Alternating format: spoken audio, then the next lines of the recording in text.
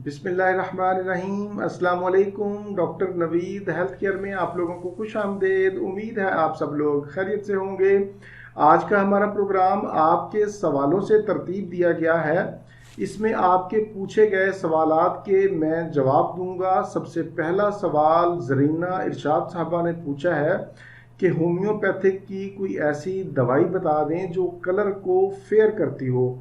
मैं यहाँ पर बताता चलूँ कि होम्योपैथी की सबसे टॉप होम्योपैथिक दवाई का नाम है बर्बरस एक्फोलियम। इससे ना सिर्फ आपका रंग फेयर होगा बल्कि आपके चेहरे के दाने, दाग धब्बे, छाइयाँ, खुजली और खारिश का भी खात्मा होगा।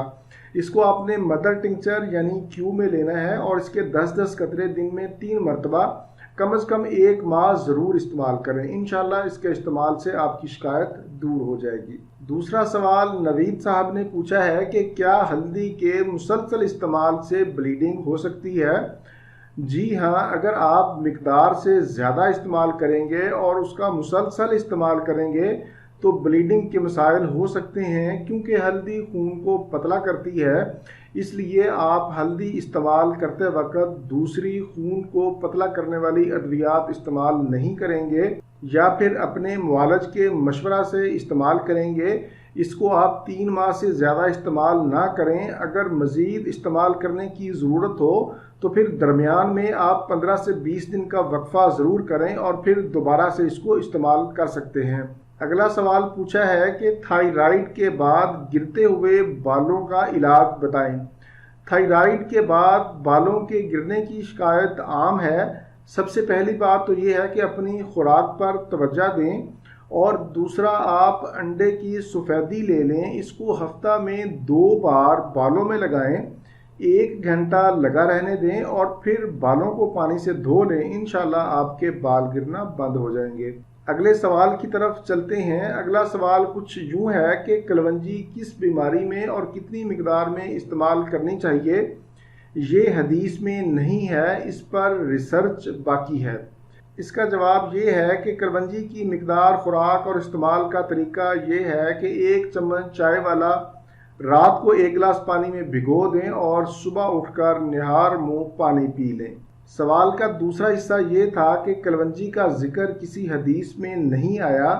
आपकी इत्तला के लिए मैं अर्ज़ करता चलूँ कि कलवंजी का जिक्र अहादीस में आया है। तिरमिज़ी शरीफ की हदीस नंबर 2041 है और मुस्नद अहमद की हदीस नंबर 7684 है, जिसका खुलासा ये है कि कलवंजी को लाजमी इस्तेमाल करें। इसमें मौत के अलावा हर बीमारी से शिफा है।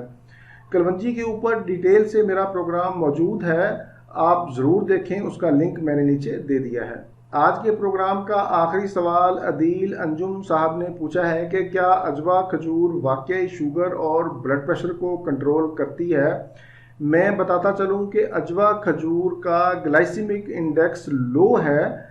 इससे आपका शुगर लेवल नहीं बढ़ता बल्कि ये एक बेहतरीन एंटीऑक्सीडेंट होने की वजह से शुगर को कंट्रोल करती है। अलबत्ता आप एक एहतियात ज़रूर करें कि मिकदार से ज़्यादा मत खाएं। अगर आप अजवा खजूर के साथ अजवा खजूर की गुठली का पाउडर भी इस्तेमाल करते हैं तो ये सोने पे सुहागा वाली बात होगी। हाई ब्लड प्रेशर के मरीज़ भी इस्तेमाल कर सकते हैं, बल्कि इससे हाई ब्लड प्रेशर कंट्रोल होगा। अलबत्ता हाई ब्लड प्रेशर के मरीज़ नमक से परहेज़ करें।